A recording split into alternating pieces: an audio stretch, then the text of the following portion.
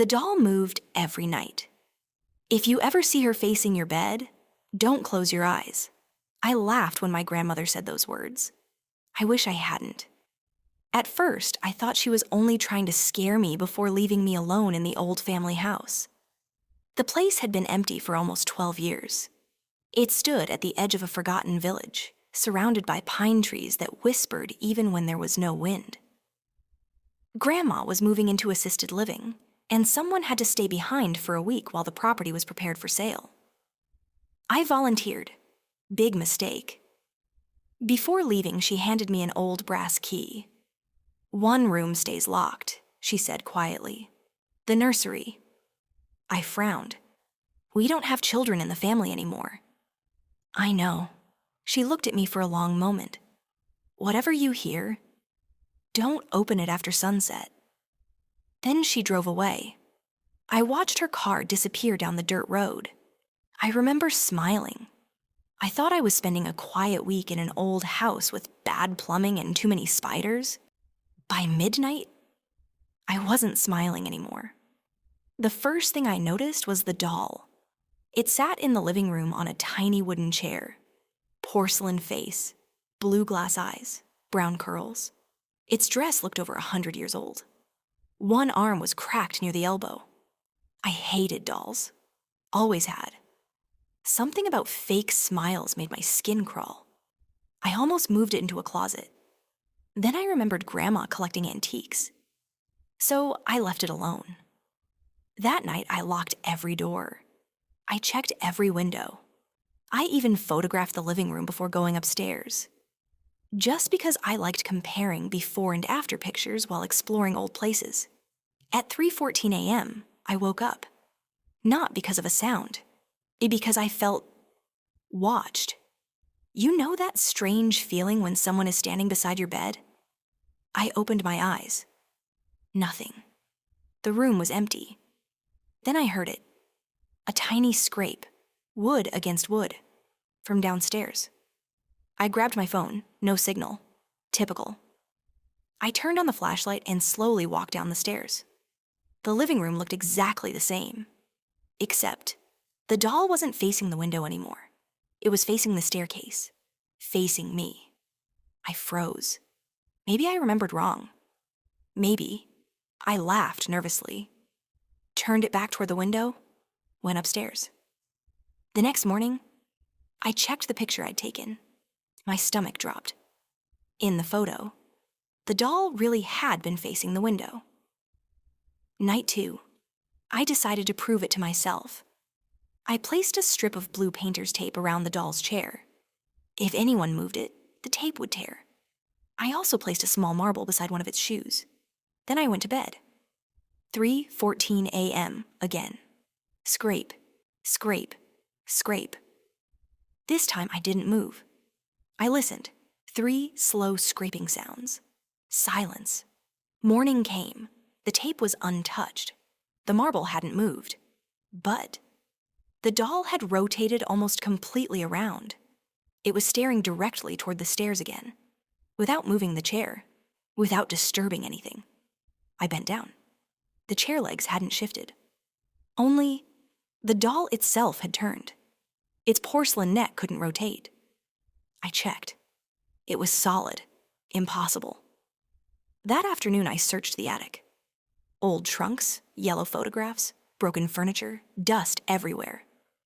Inside one box, I found a diary, belonging to a girl named Eleanor.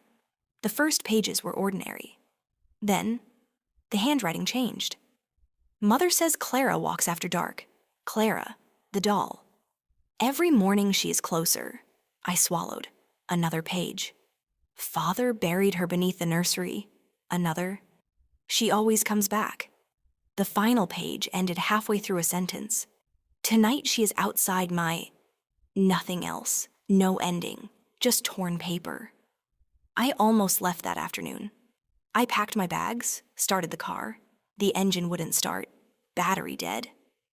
It had been perfectly fine that morning. The nearest mechanic was over 20 miles away. No phone signal, no neighbors, just me. And one more night, before sunset. I finally looked at the locked nursery door. The brass key felt strangely warm. Grandma had said never open it after sunset.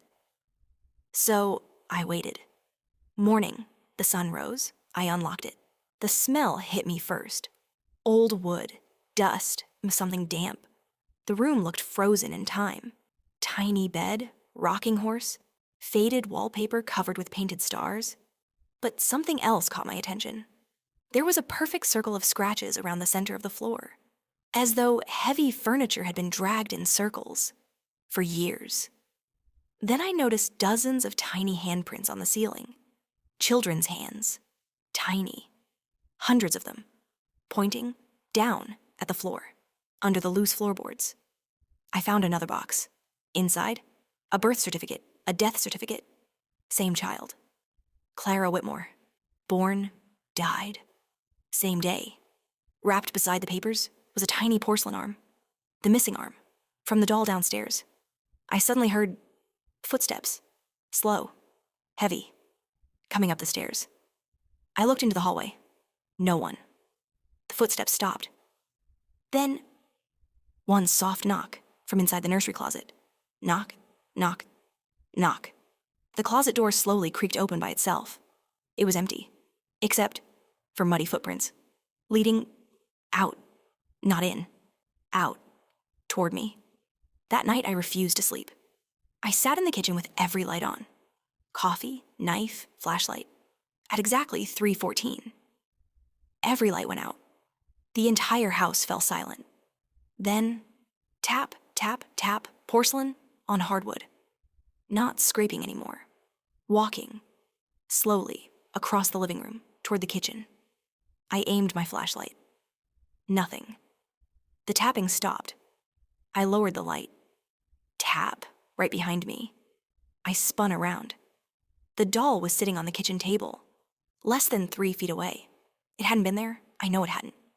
Its smile looked different, wider. Its blue eyes reflected the flashlight. Then it blinked. Just once. I ran. Outside, the forest was completely still. No insects, no birds, nothing. I reached the car. The engine started instantly.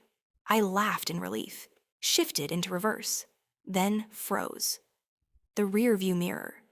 The doll was sitting in the back seat, looking directly at me.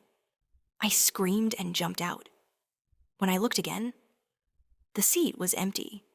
I ran back into the house. I don't know why. Maybe because terror makes terrible decisions. I slammed the front door, locked it, then heard Grandma's old voice in my head. If she faces your bed, don't close your eyes. I slowly turned toward the staircase. The doll wasn't downstairs anymore. It sat at the top of the stairs, facing my bedroom, waiting. I remembered the diary. Every morning she is closer. Not every night, every morning. She only moved while no one was watching. I understood. She wanted people to sleep, to blink, to look away. I stared at her. Minutes passed. My eyes burned. She never moved. Then, my phone buzzed. An unknown notification. Just 1 second. I looked down. 1 second. When I looked back, the doll was halfway down the stairs. Without a sound. Closer. I backed into the living room, still watching her, still refusing to blink. Tears rolled down my face. My vision blurred. I couldn't keep my eyes open. Not forever. Then I remembered the cracked mirror near the fireplace. I angled it toward the stairs. Now I could watch both directly and in the reflection. The doll stopped moving. Hours passed. The first sunlight entered through the windows. The doll suddenly collapsed onto the stairs. Lifeless. Just porcelain again. I didn't wait. I grabbed it with a blanket, drove straight to Grandma's retirement home. I placed it on the table. "What is this?" I demanded. She looked at the doll, closed her eyes. I hoped she'd choose someone else. "What is she?" Grandma sighed. "When my mother was little, Clara never had a doll." I frowned. "So after she died?" Grandma whispered. They made one to give her a body. My blood turned cold. Grandma looked at me with tears in her eyes. She never wanted the porcelain. What she wanted, she looked directly at me, was yours. I stood there speechless. Then I noticed something that made every hair on my body stand up. Grandma wasn't looking at the doll anymore. She was staring over my shoulder. Very slowly, she whispered, "Don't turn around." I did. The chair behind me was empty, but hanging on the wall was a security monitor. The retirement home had cameras. On the screen behind me, I could clearly see myself, Grandma, the table, the room. And standing silently, directly behind me, was a little girl in an old blue dress, holding a porcelain doll. The nurse rushed in because she heard me scream. When she checked the recording a minute later, the little girl wasn't there. Only me, Grandma, and the doll, still sitting exactly where I'd left it. Except for one tiny detail. Its cracked porcelain head was no longer facing the table. It was facing the camera, as if it knew. Someone else was watching now.